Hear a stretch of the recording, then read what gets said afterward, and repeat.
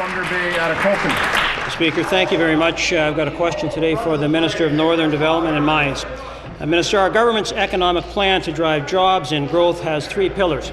We're investing in people, we're investing in infrastructure, and we're supporting a dynamic and innovative business climate in Ontario. Now, I know in my riding of Thunder Bay-Atikokan, I've got great examples of what we've done on the infrastructure front, bringing forward projects that have been sought after for decades, actually, that we are now delivering on, that have created tremendous infrastructure improvements and are also creating a lot of work. And so that's a wonderful piece. On the business climate piece, through the Northern Ontario Heritage Fund and through a long list of significant tax reforms, we've gone a long way to support businesses in Ontario as well.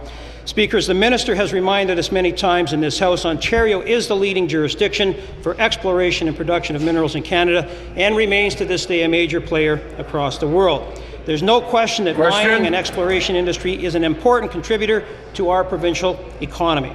Will the Minister please inform the Legislature how our government's economic plan to drive jobs and growth is working hand in hand to grow the Minister Ontario's of mining industry? Development and Mines. Well, thank you very much, Mr. Speaker, and thanks to the member for Thunder Bay-Atikokan. He put it so well. I mean, yesterday's a great example of that. I had the great pleasure of being at the Lac des Îles mine site north of Thunder Bay at the commissioning of a new mine shaft, North American Palladium, our great platinum palladium mine.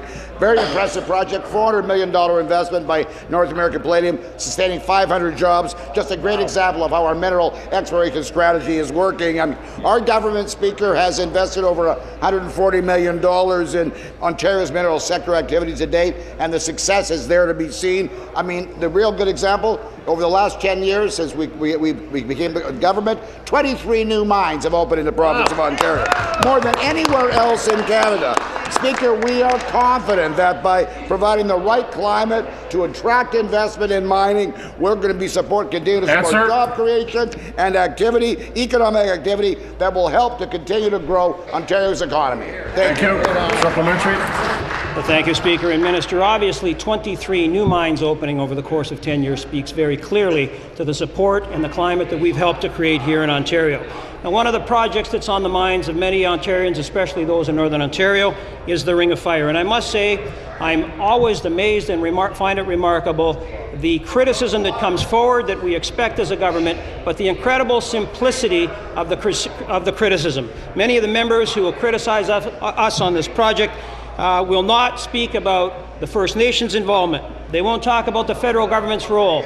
They will criticize us as the provincial government. They don't talk about the individual municipalities or the federations of municipalities that have their own perspectives on these issues. They don't talk about infrastructure, and of course they don't talk about the multiple mining companies who all have a role in this. Minister, please share with the members of the Legislature how our government's working hard to ensure the development of this project, including considerations such as investments in communities and infrastructure. Thank you. It really is a great question. Thanks so very much to the member of Thunder Bay-Atikokan. The truth is, he's given a great example of just how complex it is to realize the economic potential of his extraordinary opportunity. I mean, we know a number of things. We know that in order for community to take advantage of this tremendous opportunity, they need to be ready, and that's the kind of work that's underway in our ministry. Mentioned the work we're doing with the Matawa First Nations on a historic framework agreement and community readiness strategies for communities such as Thunder Bay and Greenstone, which will ultimately be the transportation hub for the Ring of Fire. I mean, I want to encourage all members to speak to us about the work that we're doing, because indeed that's going forward in a positive way.